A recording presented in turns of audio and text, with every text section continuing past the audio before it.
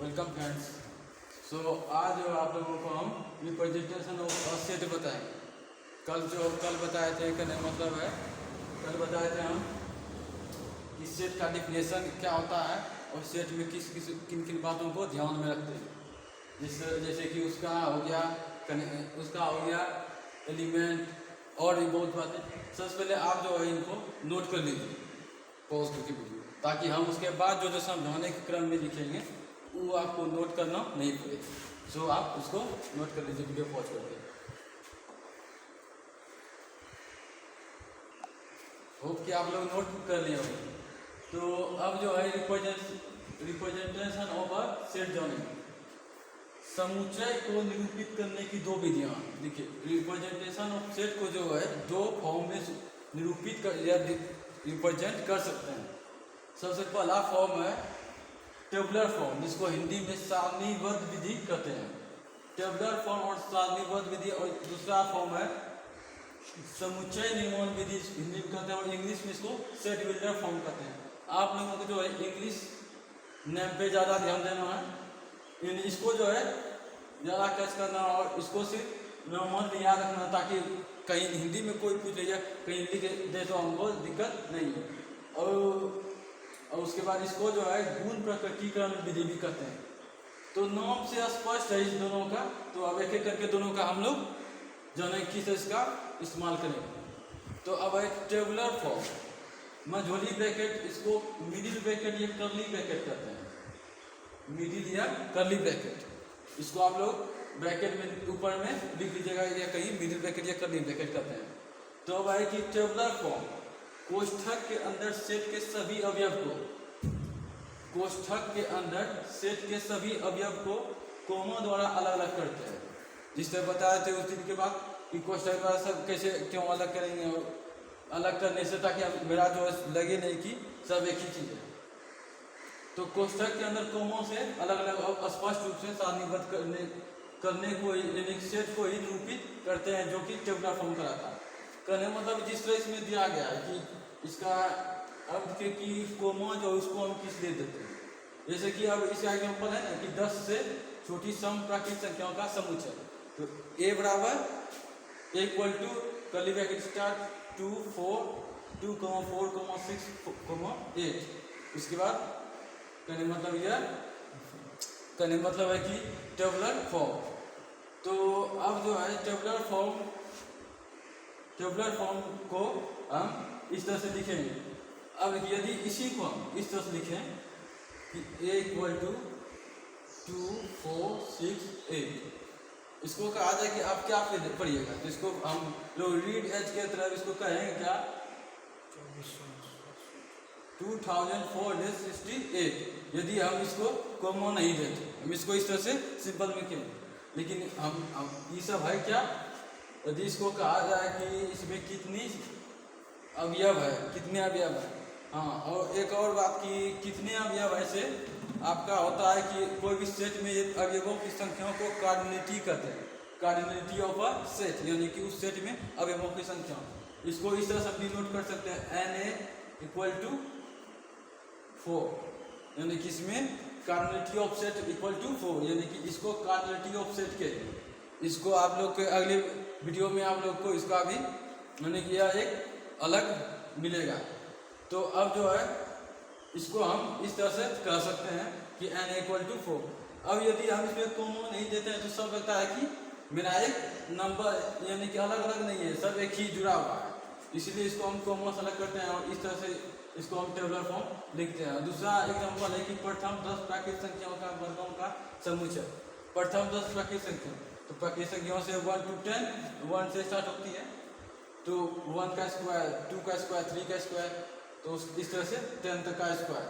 और उसके बाद है इसको हम इस तरह से लिख सकते हैं स्क्वायर, या 1 कोमा 2 का स्क्वायर करेंगे 4, 3 का स्क्वायर करेंगे 9, 10 का स्क्वायर करेंगे 100, इस तरह से हम इसको लिख सकते हैं। तो टेबुलर फॉर्म। अब देखिए इसको हम बड़ी अक्षर से डिनोट, जैसा कि आगे पिछले में बताए थे कि हम इसको बड़ी अक्षर से डिनोट करेंगे और इसको छोटी अक्षर से। तो अब जो है आप लोगों को नोट्स तैयार करना है। तो नोट्स तैयार करना है तो नोट्स को इस तरह से हम सो अब जो है हम लोग रिप्रेजेंटेशन ऑफ सेट के सेकेंड फॉर्म को जानने वाले हैं। सेकेंड फॉर्म किस तरह से काम करेगा या किस तरह इसको यूज हम करेंगे। तो सेकेंड फॉर्म का नाम है सेट बिल्डर फॉर्म, इसको हिंदी में समुच्चय निर्माण विधि कहेंगे। नाम से ही स्पष्ट है, ये क्लियर है कि इसमें किस तरह से काम करना है। लेकिन समुच्चय निर्माण विधि जो है इसको हमको इस तरह से करना है। इसको हम कह सकते हैं कि सबसे पहले आप लोग जो इसको उतार लीजिए पॉज करके वीडियो, क्योंकि उतारने के बाद जो हम समझाने क्रम लिखेंगे वो आपको वो सब आपको उतारना नहीं है। इसे कोई ठीक से नोट कर लीजिए। होप कि आप लोग नोट कर लिए होंगे। अब जो है कि चलना हमें कि सेट बिल्डर फॉर्म किस तरह से काम करेगा, इसको हम किस तरह से रिप्रेजेंट करेंगे। तो किसी समुच्चय में स्थित अवयवों में कोई अवयनिष्ठ गुण, यानी कि कोई भी समुच्चय जो होगा उसका एक अवयनिष्ठ गुण होगा। बोले थे ना कि हम विभेद करना है, करने मतलब है किस तरह से वेल डिफाइंड हो, डिस्टिंक्ट हो, उसका डिस्कवर हो, इस तरह से हमको तीनों चीज हो, यानी तीनों कंडीशन जो फॉलो करे। तो उसी में से कहता है कि अवयव में कोई एक अवयनिष्ठ गुण हो, कोई एक अवयनिष्ठ गुण होता है, निश्चित है होगा। तो मंझली ब्रैकेट के अंदर एक अज्ञात राशि पर, एक जो अज्ञात राशि होगा, अज्ञात राशि पर उस सेट के गुण को जो है परिभाषित कर देंगे। उसका जो अवयनिष्ठ गुण होगा उसको हम परिभाषित करते हुए सेट को जो निरूपित करेंगे उसे ही सेट बिल्डर फॉर्म कहेंगे।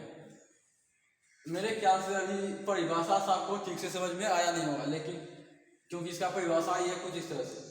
लेकिन यदि आपको जो एग्जाम्पल से पूरी तरह समझ में आ जाएगा।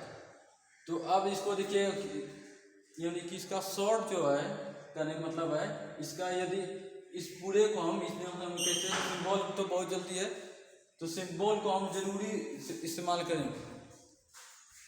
ये पूरी बातें को हम इस सिंबल से हम लिख सकते हैं। कैसे देखिए, माना कि सेट ए अवयव है, सेट ए के अवयव का अवयनिष्ठ गुण p है, यानी कि सेट ए जो है उसका अवयव का अवयनिष्ठ गुण p है। जैसा कि हम बोला है कि एक अवयनिष्ठ गुण हो, यहाँ भी अवयनिष्ठ गुण मेरा p है। अब उसके बाद है कि x, इसको जो कहेंगे, इसको कहेंगे कि सच डेट, इसको सच डेट कहा जाएगा। यह जो है या कहीं कि इस तरह से भी होता है, तो इसको हम लिख चलेंगे। और नाम जो है वो हमेशा याद रखना है कि सेट बिल्डर फॉर्म गुण समुच्चय निर्माण विधि, और उसके बाद एक और है गुण प्रकटीकरण विधि। तो सब दो तीनों नाम जो हम लोग को याद रखना है। तो अब है कि इसको जो है जो a बराबर x जो है बोला है एक अज्ञात राशि जो परिभाषित करना है, डिफाइन करना है। तो x such that, x is p वहाँ जहाँ p हमारा जो है p इसका अवयनिष्ठ गुण है, कॉमन प्रॉपर्टीज है। तो a equal to x such that x संतुष्ट करता है p को, सेटिस्फाई करेगा p को। अब इसका एग्जांपल, अब एग्जांपल में a equal to x such that x is equal to 2n+1, जहाँ n जो है यह नेचुरल नंबर का सेट है, n बिलोंग्स टू n, इसको बिलोंग्स टू पढ़ेंगे और यह नेचुरल नंबर का सेट है। सिंबल में आप लोगों को टॉपिक में सब बढ़िया से पढ़ाया जाएगा। तो n जो है नेचुरल नंबर का सेट है, नेचुरल नंबर का सेट है। और भी होता है, z होता है, i होता है इंटीजर का, z होता है, इस तरह से i जाल या इसको इंटीजर का दोनों होता है, इसको z भी कहते हैं। इसका रेशनल नंबर होगा, नॉन रेशनल नंबर होगा, इस तरह से होगा। तो सबका जो है उस आपको सेट भी हो जो है उसको भी हम दिखा देंगे। तो अब है कि इसको x जो है जहाँ x इसको संतुष्ट करेगा, जहाँ n जो है नेचुरल नंबर यानी कि 1 से कंटिन्यूअली स्टार्ट होगा। तो अब जो है इसको हमको करना है। तो यहाँ देखिए एक और बात बोला गया है कि n बिलोंग्स टू, जहाँ n जो है n को हम इस तरह से भी लिखते हैं, जैसे यदि यहाँ है n को ऊपर में इस तरह से भी हम लिख सकते हैं, इसको और करके इस तरह से लिख सकते हैं। तो n belongs to n 1 greater than equal to, उसके बाद n उसके बाद ग्रेटर देन इक्वल टू 5, यानी 1 जो होगा n जो होगा वो 1 और 5 के बीच में होगा। 1 को भी 1 से 5 के बीच में, कहने मतलब है कि 0 से 6 के बीच में, क्योंकि 1 के बराबर इसको हम इस तरह से बोल सकते थे। देखिए जैसे यह है ना कि 1 greater than equal to 5, 1 greater than equal to 9 greater than equal to 5, यानी कि 1 से 5 के 1 से 5 के बीच में लेंगे तो 1 और 5 को भी हमको लेना पड़ेगा। इसको हम यदि इस तरह से लिखें कि 0 greater than n greater than 6 equal to ना दें तो यह बोले चाहिए वो बात, दोनों सेम जो होगा सेम बात बोल रहा है। यदि इसको हम इक्वल टू ना दें और 0 greater than n greater than 6 दे दें तो यानी कि हमको 1 से 5 तक चलना है, तो n इक्वल टू 1 2 3 4 5, यानी कि 1 से 5 तक ये होगा। तो इसका सेट क्या होगा हमारा, इसको इस तरह से सेट, यदि n इक्वल यदि 2n बराबर, इसको नीचे लिख लेना है ये 2 1 रखेंगे n के जगह पे तो 2 × 1 + 1 3, उसके बाद 2 रखेंगे,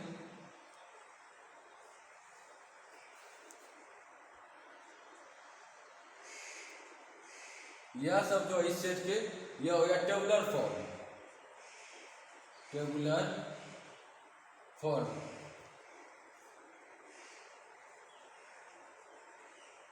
यह टेबुलर फॉर्म हो जाएगा, यानी कि यह हो गया हमारा हो गया सेट बिल्डर फॉर्म और यह हो गया टेबुलर फॉर्म। इस तरह से जो है सेट बिल्डर फॉर्म और टेबुलर फॉर्म हो गया। तो अब इसको आप लोग नोट कर लीजिएगा, और जो जो यानी कि अलग से बात जैसे किया हुआ इसको इस तरह से करेंगे। तो सिंबल का आप लोगों का अगला क्लास होगा सिंबल या कार्डिनलिटी ऑफ सेट का, दोनों में से एक क्लास होगा। तो आशा करते हैं आप लोगों को समझ में आया, और यदि आपको समझ में आ रहा है तो आप इसको सब्सक्राइब करें और शेयर भी करें जितना जितना अधिक से अधिक हो, और मोटिवेशन के लाइक भी कर सकते हैं।